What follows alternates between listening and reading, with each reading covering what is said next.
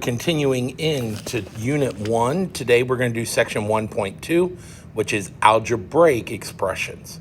Okay, so a couple things. Let's go through this. A variable is a letter used to represent an unspecified number or value. Okay, you're going to see these all over the place. We're going to start using X's, Y's, Z's. Basically, it's any letter or symbol for that matter that represents an unspecified number or value. An algebraic expression is an expression, remember what that is, an expression without an equal sign that contains at least one variable. Okay, so by putting a variable in a math sentence, it creates an algebraic expression. A term of an expression is a number, a variable, or a product or quotient of numbers and variables. Okay, so for example, they are the things separated by addition and subtraction. So for example, if I write 3x plus 2, this has two terms. 3x is the first one, positive 2 is the second one. Okay, so that's what we mean by terms. A variable term is a term that contains a variable. So in the example I gave you, the variable term would be this first one, 3x, because it has a variable attached to it. A constant term is a term that does not contain a variable. So here, the constant term would be the 2, the positive 2, because that does not have any letter with it, any variable with it, okay? So that's just some vocab that you're going to hear us using throughout the rest of the year, so we need to make sure that we're straight on that. All right, so when we look at expressions, yesterday we did this with numerical expressions. Today we're going to focus in on algebraic and still verbal. So some common verbal phrases associated with operations. These are ones that we kind of talked about yesterday. We have, for addition, more than, some, plus, increased by, added to. Subtraction, we have less than. Remember, that one switches the order. We talked about that yesterday. Subtracted from, difference, decreased by, or minus. Multiplication, we have the product of, multiplied by, times, things of that sort. Division, we have the quotient of, divided by, and things of that sort. So what we're going to do is we're going to write an algebraic expression. So here it says 2 times the quantity y plus 11. Now, when they use this word quantity, that's implying that we're going to need some groupings. Okay, so if we go through, we have a 2 here, we have a y, and we have an 11. We have some operations, we have times and plus.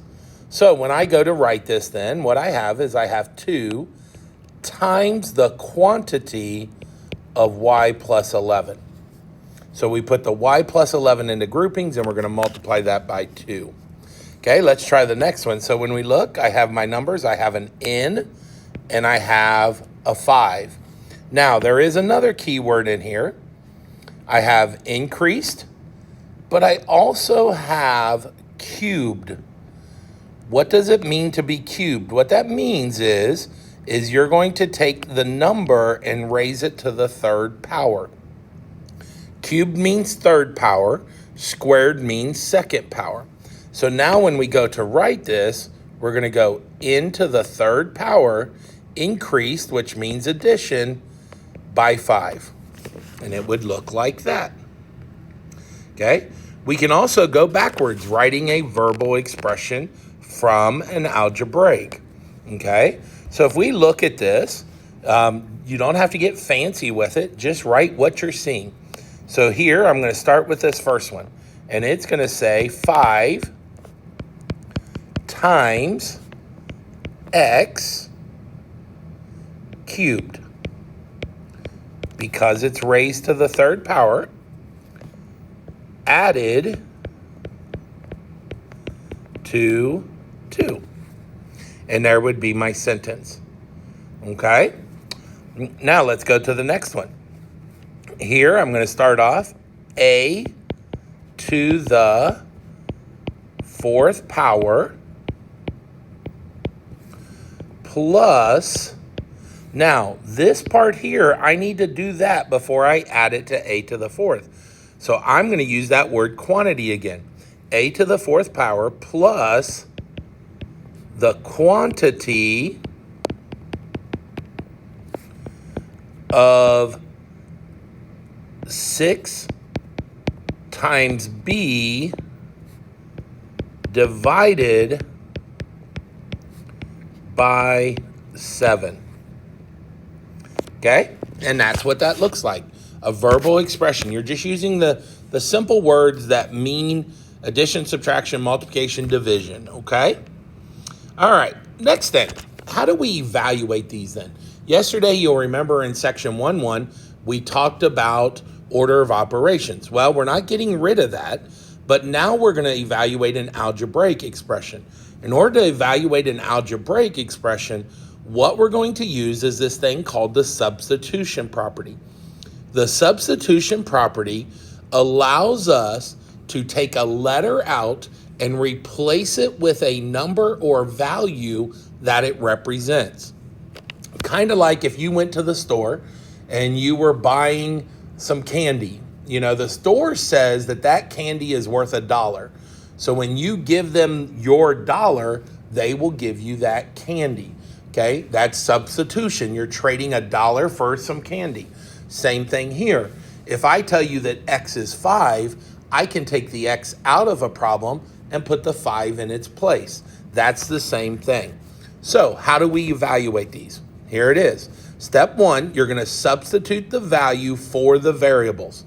Okay, so whatever the value is for each variable, you're just going to write it in.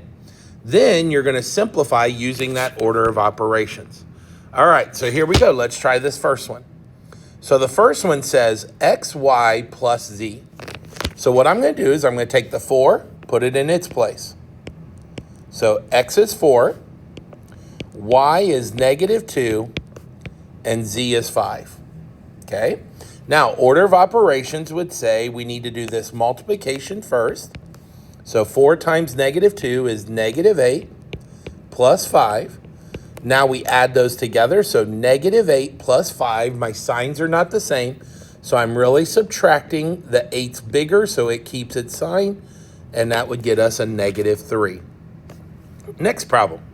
Here I plug in my value. So I have 3 squared minus the grouping of 2 times 3 plus 4.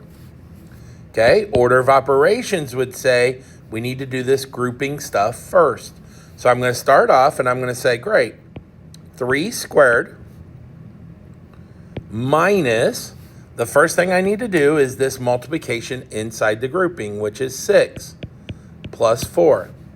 My next thing now is I'm going to add those together. So now I have 3 squared minus 10. My next thing, I've done all my grouping, so now I move to the exponent. 3 squared is 9. 9 minus 10 is -1. Okay, and that's how we do that process. Okay, so let's try this next one. Again, we're going to plug in the letters first. So I'm going to start off. I'm going to say 2 squared times 3 times 6 minus 2 plus 5, that's all in the grouping, divided by 4. Okay, so the first thing we need to do is we need to do this stuff in the grouping. So I'm going to start off and I'm going to say, okay, I have 2 squared. I'm going to do the 3 times 6, which is 18, minus 2 plus 5, all in the grouping, divide 4. So now I continue, 2 squared, parenthesis. Now, I'm going to do this all in one shot. So 18 minus 2, that's going to change to 16. 16 plus 5 is 21. And then we're going to divide that by 4. Next thing, I'm going to go 2 squared. So 2 squared, 2 times 2 gives me 4 times 21, divide by 4. Then I multiply. So that's going to give me 84, divide 4. I divide that, and I end up with 21. Okay? And that is how we evaluate algebraic expressions. Very similar to just doing an order of operations problem, but we have to plug the numbers in first. And that is algebraic expressions.